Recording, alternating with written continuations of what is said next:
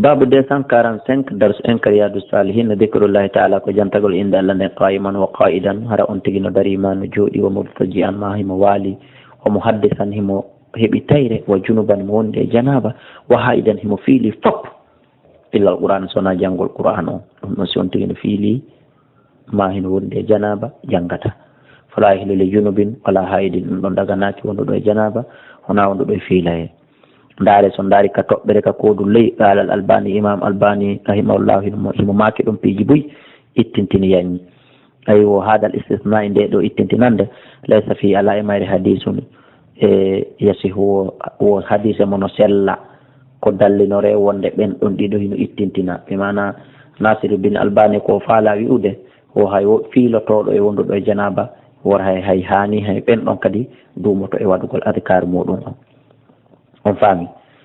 qala Allah ta'ala la dali inna fi khalqi samawati ande woni etagol kamule din wal ardi waqtilafi al-layli wan nahari la ayatin li ulil albab alladhina yadhkuruna Allah qiyaman wa qu'udan wa ala junubin ben jantato be dalla no dari hino jodi no wali wan Aisha radhiyallahu anha qalat ma kana la takra rasulullah sallallahu alaihi wasallam yadhkuru Allah ta'ala himo jantato no indal ala kulli ahyanihi ebu kala alhali makko rawa muslim awa yi non ko albani signilani da kon wonde sellata ittintingol wonduɗo e janaba ma e fiilaye on o yii ka en faami ka ay ɗo nene Aisha maki e kala alhaaliji ɗin ɓellatile nelaɗo nonayno hino wonduno e janaba ka rawahu muslim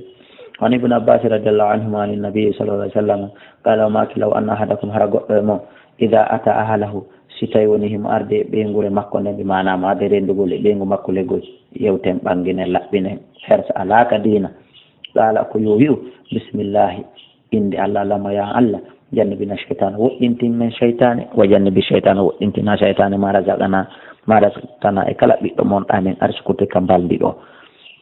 fagodiya baynahuma so tawi woni ñawama hakkude maɓɓe wala ɗum ɓiɗɗo saabu ko ɓe woli kon oɗo du'a lam yadurruhu lorrata on ɗon ɓiɗɗo ko wiyete kon shaytane sa nani vaccination international ko ngal ɗo muttafon ala ɓayi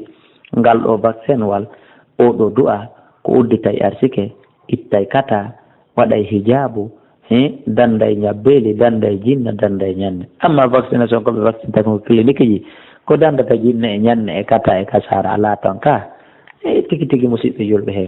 alqur'ana e sunna huwa shifa'u ko ɗum ɗo woni lekki yo Allah faami en ɗi amin wallahu a'la wa a'lam